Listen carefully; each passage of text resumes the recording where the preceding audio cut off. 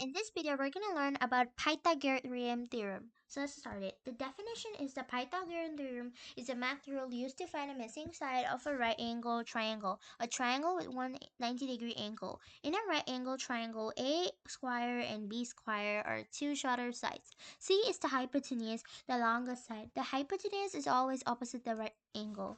So here is an image to show you how the triangle looks like. It doesn't matter whenever the triangle shape changes because it depends on the measurement, not the variables.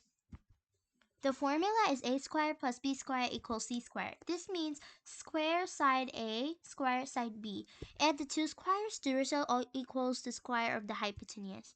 And see, remember, C is always the longest side of the triangle. And if you don't know how to identify them, you must use the formula. And remember, C squared is the longest, and then it's very easy for you to identify.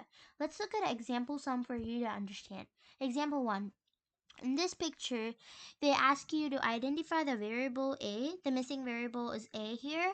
And our A, so it's A is missing, so they only gave you B and C. In this image, our B is 5 and our C is 13. We must first substitute with them. We identified first what is A, B, and C. And then now we're going to substitute that after you undo it. So, which is A squared plus 5 squared, which is 13 squared. Because here in this image, A is missing, we just put the same, and then 5 is the B, which is 5 square. Remember, always put the square or you won't be able to identify which is the triangle, the missing variables, right? And then now we have to put that as an exponent, which is 5 squared equals 25 and 13 squared is 169. And then once you substitute them, you're going to get A squared plus 25, which is 169. Then we had to find the A, which we are going to subtract 169 and 25 to obtain the A, which is 144. Then it doesn't end because we have to find the square of it, 144, to get the real A. So we do 144 square, which is 12. Thus the answer is A equals 12. Let's look at another similar example like this one. In this image, they show you the C is missing this time. So sometimes the B can also change A and C. Everything can change. Every variable can change. There's whenever it misses, like there's each formula for that.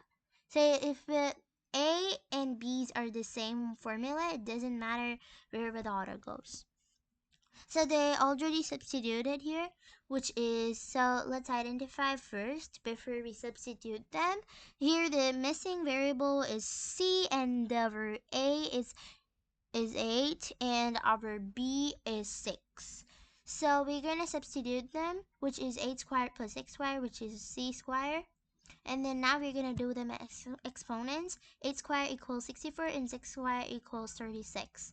So once you substitute them, this is what you get. 64 equals 36 equals C squared, which is, then now we're going to normally add them because whenever you get a missing variable C, why don't you like subtract them? Because you don't have to subtract them. Whenever it's the longest side, you don't have to subtract them. Instead, you're going to add them this time. So 64 plus 36 is 100, and then it's just the same like the method where we saw it, which is now we're gonna find the square of them.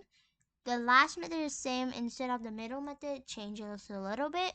So when you see A and B, you must subtract. Whenever you see C, you don't have to subtract them. You have to add them. There's a difference between A, B, and C. A, B is same formula. C is different from them. So 100 squared equals 10. So C equals 10. Why is Pythagorean very important?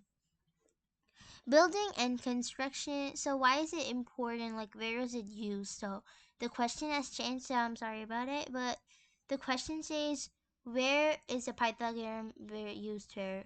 So you can know this, so you may get more interest about this. If you want to know about this, you can know about it. It is used for buildings and constructions, measuring distance, map and navigation, math and science. So these are the things it's useful for. And these are try it yourself. The answers will be on the next week in the comments. Thank you so much for watching this video. I hope you subscribe and like. Thank you so much.